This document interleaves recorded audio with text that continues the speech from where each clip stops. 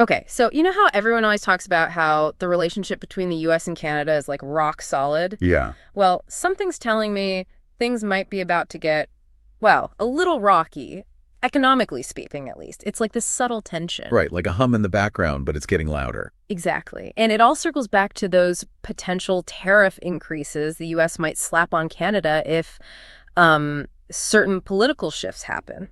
If Trump were to come back into power. You're right. Those potential trade policies have everyone on edge. And Canada's not just sitting back and waiting. They had this big meeting, all the big players. Yeah, all 13 premiers and Trudeau himself all huddled up. That's got to be a sign they're taking this seriously. So that's what we're digging into today. Canada's game plan if those tariffs do hit. We're trying to figure out what they're thinking, the whole trade dynamic between these two countries, and what it all means for the U.S.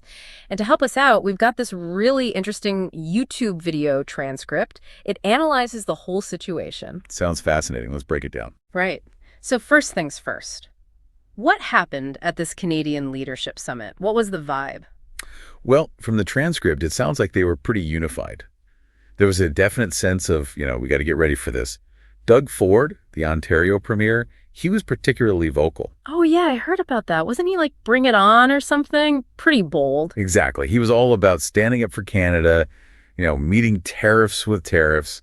And it seems like most of the other premiers were on the same page. Even Trudeau seemed ready to hit back. So they're ready to rumble. Makes you wonder what's going through their minds. Are they confident? Maybe a little nervous. It's hard to say, but the unity is striking. Though the transcript did mention one premier who wasn't totally in sync with everyone else. Oh, interesting. Did it say why? Not really. It just hinted that there might be some disagreements about how exactly they should retaliate. Maybe some are more cautious than others. It's a good reminder that even when everyone agrees on the big picture, there can still be, different opinions on the details. For sure. Okay, so retaliation seems to be the main strategy. But there was also that other thing, right? Something about border security. Ah, yes. That's the interesting part. They've got this kind of two-pronged approach. The first prong is offering the U.S., I guess you could call it a peace offering. They're pledging around $1.3 billion worth of supplies to beef up security along the U.S.'s southern border. Hold on. 1.3 billion for border security. What are they sending? A wall made of gold? Not quite. A lot of it's drones, actually. The video even points out that this could be a pretty savvy move for Canada. I mean, think about it. Spending a bit on drones now might be a lot cheaper in the long run than getting hammered by tariffs later. Okay, that kind of makes sense. But the real question is, will it actually work? Will it be enough to stop the U.S. from hitting that tariff button? Well, that's the thing. The transcript suggests Canadian leaders aren't exactly holding their breath. They're offering this olive branch, but they're not convinced it'll change the game entirely. Which brings us to the second prong, the big one. Retaliatory tariffs. And that's where those trade numbers come into play, right? You got it. And these numbers are pretty eye-opening. The transcript lays them out. The U.S. sends about $441 billion worth of stuff to Canada every year. Wow. That's a lot of stuff. But wait, didn't you say Canada sends even more to the U.S.? That's right. It's about $482 billion a year. Whoa. So that means, what, a $41 billion trade deficit? And Canada's got the upper hand because of it. Precisely. That's their leverage. If both countries were to throw up tariffs, the U.S., being the one buying more, would feel the pinch way more. And the video makes that point pretty bluntly, saying the U.S. would basically get screwed in the tariff war. It's not exactly diplomatic language, but it drives the point home. It sure does. And I guess that's why Canada seems so ready to fight back. They know they've got a strong hand to play. But hold on. Doesn't the U.S. have trade deficits with tons of other countries too? That's the thing.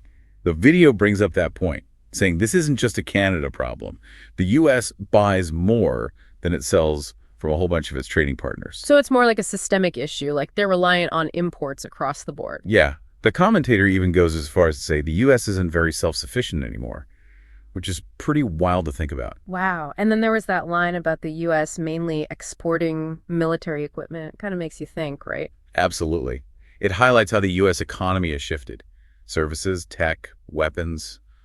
Those are the big players now. They need imports for so many everyday things. So tariffs, which make those imports pricier, could really mess things up for them. Okay, let's recap. Canada's facing potential U.S. tariffs, and their plan is twofold.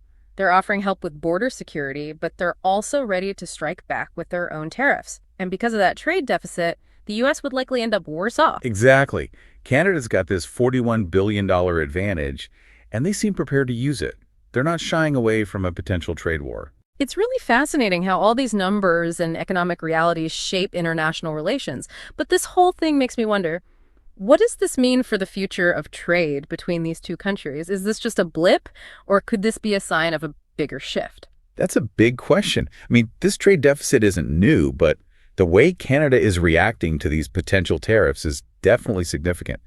It makes you wonder if other countries with trade surpluses might start taking a similar approach. That's a really interesting point. It could change the whole game of international trade.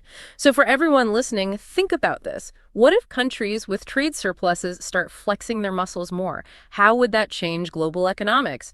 What would it mean for the U.S.? These are big questions, folks, and the answers might surprise you.